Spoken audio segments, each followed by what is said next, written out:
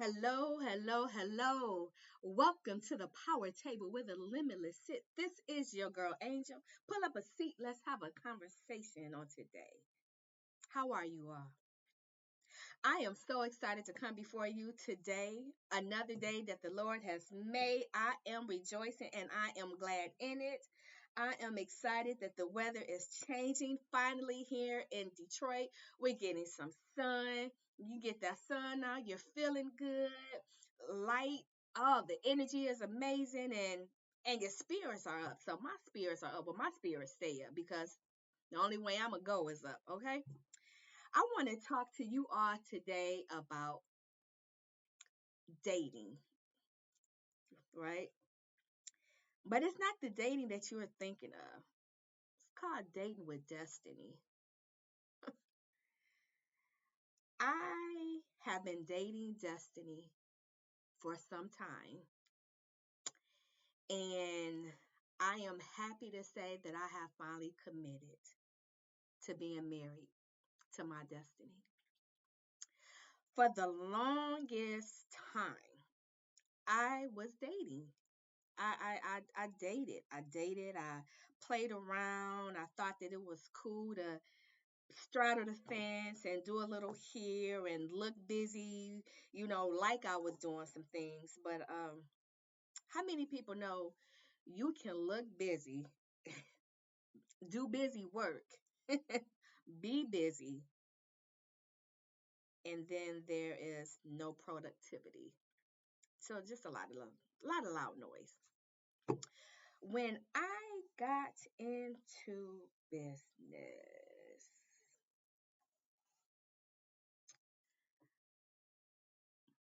it was different for me because when I would go around to different places, I saw community, and I'm like, oh, okay, bet. I'm getting a part of that community. I'm gonna be a part of that community. I saw couples, so people that were in business, they had their partner with them. I was looking like, oh, okay, I want that. I want that. And then I was looking at others who have family. Now don't get it twisted. My kids, they got me. They've had me. They've always had me. And I'm thankful for that. I got siblings, that support me. And oh yeah. But I was looking like I needed what was out there. And I'm thankful that I got spoken to by God, and God let me know those people, that's their back. I'm beside you. We walking this together. So stop worried about what they have and look into what you got. Because you got me, you got everything. Ooh. But see, when you're stepping also into destiny, it's going to cost you all some things. It's going to cost you some grueling nights. It's going to cost you some sleepless days. It's going to cost some lost relationships and failures. And I really believe that I've spoken on that in the past with you. But I want to just get a little deeper and more transparent. Um, Destiny is not easy. Okay. It is grueling. And in order to really commit to destiny, you're going to have to understand her. Okay. I wonder, you know what? Got my phone out. Let me see. Let's see what the definition of destiny is. And I don't have my glasses on, so I'm going to have to make this a little bigger so that I can see it. Destiny definition. Definition of destiny. Ooh, they got a definition in the Bible of destiny? I need my glasses. I'm not even about to let y'all see me stressing like this because yeah. My mother always told me, she said, Angel, keep them glasses on your face. Keep the glasses on. I didn't want to keep the glasses on my face, and now I have to keep the glasses on my face. So, destiny simply means God's plan and purpose for his children, conceived long before we were born. That's That's the biblical term. So it's the plan of God, which goes back to us all having purpose. That was actually really good. I didn't know there was a destiny definition in the Bible like that, or that align with the Bible. But yeah, destiny is purpose. Absolutely, definitely purpose. So we all have been put here on this earth with purpose.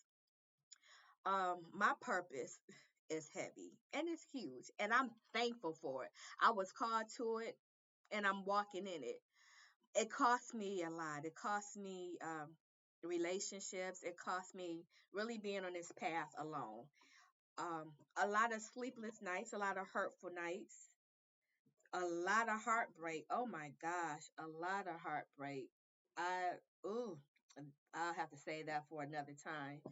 Uh, you know, you can truly believe something with all your heart, and you can honestly believe that you heard from God. And I still some things believe that I heard God. However, you have to be able to move past, because there's also a time that, yeah, you heard from God, but now he's like, I'm moving you to bigger, bigger, bigger, and bigger.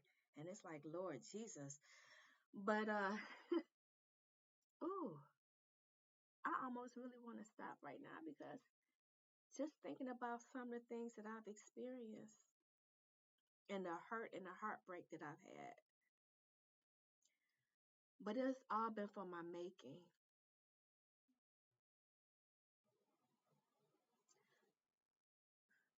I went through a horrible marriage. I was married I was married on paper. I'm just gonna be honest. I was married on paper. That joker was not no helpmate at all. I was married on paper, raising 3 kids, uh, receiving food assistance, and pushing past, because I always knew that there was something better on the other side. I just couldn't see my way through it, but I always knew that there was something better on the other side. And we struggled. Imagine living in a house with a full grown man who sees you trying to piece together money to take care of the house. Imagine a full grown man looking at you as a woman and saying, well, what we gonna do? What you gonna do? And got his feet kicked up on the table. And me and all my, well, I believe that God gonna work it out, and it's gonna be all right, and God gonna save my husband. I stayed in that foolishness. That's another story for another time. But it cost me a lot to get to where I am now, dealing with a very tumultuous marriage, very abusive, verbally abusive. Oh my gosh. If that man could have killed me with his words, I would have been dead well over 1,000 times. Probably even more than that. I had no running water in my house for my children. I would leave out 2 o'clock in the morning, and I would literally take a water hose that I had purchased and the big old totes, and I would go fill them up with water so my kids could have running water. Basically, that was our running water, so that they could wash up with. I had bottles of water for them to drink with, and you never know how people are really doing on the inside. I actually used to take a brick to put in the back of the toilet so that it would register more water, so that there would be a heavier flush. Don't ask me how I learned about that, but I did what I had to do, because it was like I had to get through this. And me getting through that for me still was like, I got to get to this other side. So that was just a little peek into some of that's not even a drop in the bucket, ladies and gentlemen, of some things that I have experienced to get to this other side of where I am now. The tumultuous marriage, yeah. Oh gosh, I felt so bad, especially with the water situation. But then it get gooder after not having water. lights and gas getting cut off. So ended up having the lights fixed to where they were back home. And that was years ago. We over that, but that was a part of my story. And thankfully, since I had the lights on and not the heat on, that's like, okay, well, we about to get all these electric products. So I had every type of electric appliance to cook for the kids. And I had like this little stove they used to sell. I don't know, they might still even sell it, but it was two eyes. Now I have running boiling water to kind of like warm up the room. Have blankets hanging up to keep the heat in, so my kids could be warm. And I would always tell my kids, don't worry about it. It's not gonna always be like this. It's not gonna always be like this. Everything gonna get good. Everything is gonna get good, because I always knew that there was something on the other side, and I just had to push through. So I pushed through the divorce. Thank you, God. Got that joke about. Haven't seen him since. I send blessings and love his way because I got three beautiful children out of it. Um, then I had to go through another evolution of where I thought that I knew myself and thought that I had healed, and I was able to get back up on my feet, and I started working, and went through that evolution. And then I stepped into entrepreneurship, and I got hit all over again. It was good when it was good, then it got bad when it got bad. I share with you all the losing of my mother, the closing of the company, the um, ideas that were taken from me blatantly in my face. I'm like, what are we doing? But it was all God's design. And Eckhart Tolle says something that kind of shocked me. I read a lot of his books and listen to some of his audios, as well as a lot of other spiritualists and just people that have different perspectives. But he said, which was really profound, and it ties into, I'm paraphrasing, it pretty much ties into your purpose here on this earth. And you pretty much deciding when you get here on this plane how much pain you're going to go through. And when I heard that, I was shook because I said, who the heck chooses to be in the type of pain that they in? And I thought over my pain from being molested growing up. I don't know if I could say that on YouTube. I hope well, I'll have to do a censor on that because again, I'm still learning. Like I said, domestic violence, marriage, um, me not wanting to be present any longer. You guys can kind of follow me on that. And then stepping into really saying, you know what, God, I'm done.